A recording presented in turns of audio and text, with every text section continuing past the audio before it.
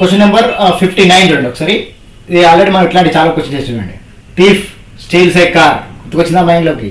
Thief steals a car at 10:30 AM and drives away with the speed of 60 km/h. The theft has discovered at 12 noon and the police started chasing the thief in the same path as he travelled in another car with a speed 90 km/h from the place where the car was stolen, whatever.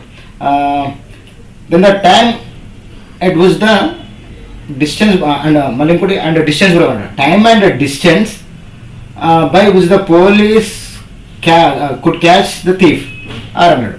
అంటే ఇప్పుడు ఏం లేదు, ఇక్కడ confuse అవ్వకండి, ఏం లేదు. ఒక దొంగ ఏం చేసాడు, ఉదయం 10:30కు ఒక కార్ దొంగలించిండు. 12 గంటల తర్వాత చూసుకున్నాడు. చూసుకొని పోలీసు ఇంకో కార్లో, అంటే దొంగ ఎంత స్పీడ్తో పోతున్నాడు, 60 km/h స్పీడ్తో పోతున్నాడు. పోలీసు ఇంకో కార్ తీసుకొని వాడు ఎమ్మడి పడ్డాడు అనమాట. ఇంత స్పీడ్తో 90 km/h స్పీడ్తో పడ్డాడు. రైట్, అంటే లాజికల్గా ఆలోచించండి. 60 స్పీడ్తో 10:30కి స్టార్ట్ అయ్యి 12 వరకు పోలీస్ స్టార్ట్ అయ్యలేదు. అప్పటిదాకా ఎంతో కొంత డిస్టెన్స్ అయితే పోతారు కదా, ఆ డిస్టెన్స్ చాలా ఇంపార్టెంట్ మనకి. ఆ డిస్టెన్స్ పోయిన తర్వాత మళ్ళీ పోలీస్ ఎంటర్ అవుతాడు 90 స్పీడ్తో, వీటికంటే ఎక్కువ స్పీడ్తో వేరే కార్లో బయలుదేరుతాడు, వాడిని పట్టుకోవాలి. 2 క్వశ్చన్లు అడుగుతున్నాడు. ఏ టైంకి దొరుకుతాడు వాడు, ఎంత డిస్టెన్స్ తర్వాత దొరుకుతాడు అనేది కాన్సెప్ట్.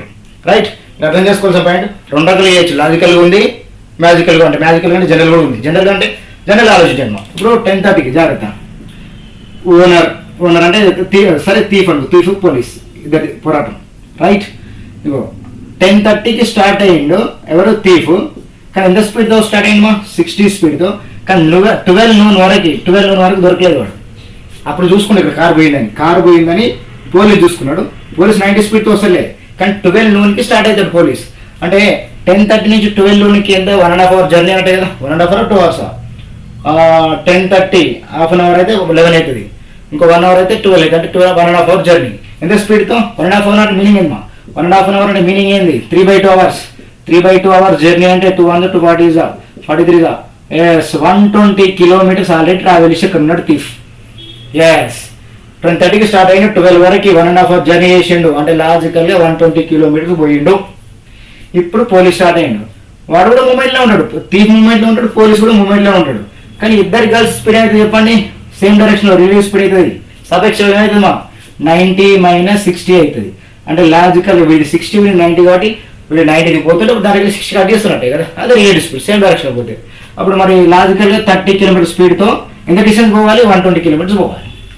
ముందు ఈ 120 km పోవాలనుకుంటున్నాం, కానీ ఆగండి, ఈ 120 km డిస్టెన్స్ ఈ పోలీస్ కవర్ చేయాలి కదా, చేద్దాం. అప్పుడు చెప్పండి ఎంత 120 km డిస్టెన్స్ ఉంది కాబట్టి ఎప్పుడు ఏ డిస్టెన్స్ పోతారు, కానీ వాళ్ళు పోయే ప్లేస్ వేరే అయినవచ్చు, అంటే డిస్టెన్స్ వేరే మారవచ్చు, కానీ వాళ్ళ మధ్యలో డిస్టెన్స్ మెల్లమెల్ల తక్కువ వస్తుంది, పోయే దూరం వేరే కావచ్చు మళ్ళీ, అంతే కదా లాజికల్గా. ఈ 120 మెల్లమెల్ల తగ్గకుండా 480 km పోయినా కూడా 320 పోయినా కూడా అప్పుడు వెళ్తారు అన్నట్టు. అంటే ఇక్కడ స్టార్టింగ్ పొజిషన్ నుంచి అంత దూరంలో మనం వెతకాలన్నట్టు పోలీసుని. సరే ముందుగా టైం అనుకుందాం, టైం చెప్పండి. 120 km 30 స్పీడ్తో ఎన్ని అవర్ జర్నీ, 4 hours జర్నీ చేయాలి. ఎవరు, పోలీస్ చేయాలి. ఎన్ని గంటలకి, 12కి పోలీస్ 4 hours జర్నీ చేయాలి. 4 hours జర్నీ, 12 తర్వాత 4 hours అంటే 12 నుంచి 4 hours కౌంట్ చేయండి అంటే లాజికల్గా 1 2 3 4. రైట్, మళ్ళీ 120/30 30 ఎందుకు వచ్చిందంటే 90 - 60, అంటే లాజికల్గా ఇప్పుడు బెస్ట్ ఆప్షన్ చూడండి. అక్కడ ఆప్షన్ చూడండి ఏమున్నాయి, 3 PM 1 second 10:30 నుంచి 12 noonకి అక్కడ చూసింది correct, 1.5 hour journey. 1.5 hour journey అంటే 90 - 60 30, అడు 60 స్పీడ్తో 1.5 hour జర్నీ చేసిండు, 3/2 అన్నట్టు. 230గా పోయింది, మొత్తం పోయింది. 230 జాగ్రత్త, 33 90 బి కేర్ఫుల్, 90 మొత్తం పొద్దు చూడండి. 90/30 దట్ 90/30 అంటే 3 hours. ఇక్కడ జాగ్రత్త, 3/2 అంటే 30లో కట్ అవుతుంది కదా. సో 3 hour జర్నీ ఎవరు చేయాలి, పోలీస్ చేయాలి. పోలీస్ ఎక్కడి నుంచి స్టార్టింగ్ పొజిషన్ నుంచి 3 hour జర్నీ చేయాలి, మెల్లమెల్లగా తగ్గుకుంటూ వస్తుంది, కానీ డిస్టెన్స్ మాత్రం ఎంతో దూరంకి వెళ్ళిపోతుంది. అంటే 3 hour జర్నీ స్పీడ్ ఎవరు, పోలీసు 90 స్పీడ్తో పోతుంది కాబట్టి లాజికల్ 270 km పోవాల్సిందే పోలీస్ వాడిని దొరికించుకోవడానికి. 270 km డిస్టెన్స్ అవుతుంది. ఎన్ని hours, 3 o'clock. After 2 PM 12కి 3 o'clock అంటే 3 PM 270 ఆన్సర్, 3 PM 270. రైట్, ఇప్పుడు జాగ్రత్త 2 టేబుల్లో కట్ చేయడం జాగ్రత్త. ఎట్లా చెప్పవచ్చు, ఇంకోలా కూడా చెప్పుకున్నాం, గుర్తుకుందా. స్పీడ్ రేషియో చెప్పండి, కమాన్. స్పీడ్ రేషియో ముందు పోలీస్ తీసుకుందాము. Police is to thief. Police ఏంటి 90, థీఫ్ది 60.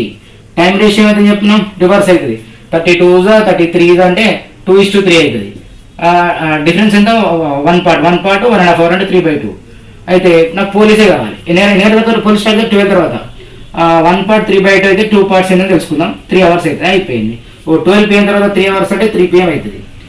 3 hour జర్నీ 90 స్పీడ్తో అంటే 390 270 ఇట్లా కూడా చెప్పొచ్చు. ఇది మన ప్రాసెస్, మనం చేసే ప్రాసెస్. ఎట్లా చేసేది మొత్తం పాయింట్ అర్థమైంది కదా. ఆన్సర్ చెప్పండి, ఫైనల్ ఆన్సర్ ఏంటి? 3 hour జర్నీ 90 స్పీడ్ అంటే 3 hours. ఇప్పుడు క్వశ్చన్ నెంబర్ 6 చూడండి ఒకసారి. 2 trains having the same length and moving in the same direction at 54 km/h and 36 km/h respectively. If the faster train crosses a man sitting in the slower train in 40 seconds, then the seconds slow taken by the faster train, then the time taken by the faster train to completely cross the slower train. Okay, ఇప్పుడు ఏమన్నా simple చెప్పారంటే ఒక train ఉంది అనుకున్నాం, some D length ఉంది అనుకున్నాం, ఇంకో same train ఉంది డి లెంత్. కానీ ఈ ఫాస్టర్ ట్రైన్ యొక్క స్పీడ్ ఎంత ఇచ్చాడు అండి 56 km/h. జర చూడండి మా 54. వీడు 54 స్పీడ్తో పోతే వీడు 36 స్పీడ్తో పోతున్నాడు. కానీ ఈ ట్రైన్ అంట ఇక్కడ ఉన్న ఒక మ్యాన్, దీంట్లో ఉన్న ఒక మ్యాన్ని క్రాస్ చేసిందంట. ఒక ట్రైన్ ఒక మ్యాన్ని క్రాస్ చేసింది. ఎన్ని సెకండ్స్ క్రాస్ చేసిందని చెప్పిండు మా? ఎంత 40 seconds.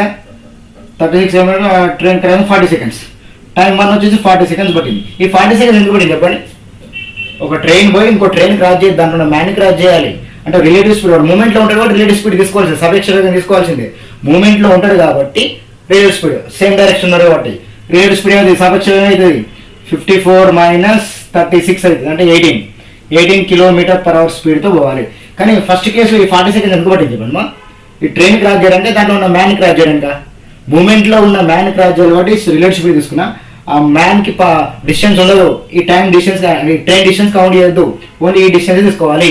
అంటే ఈ 40 secondsలో 18 స్పీడ్తో ట్రైన్ 1 లెంత్ అవుతుంది అని అర్థం అక్కడ.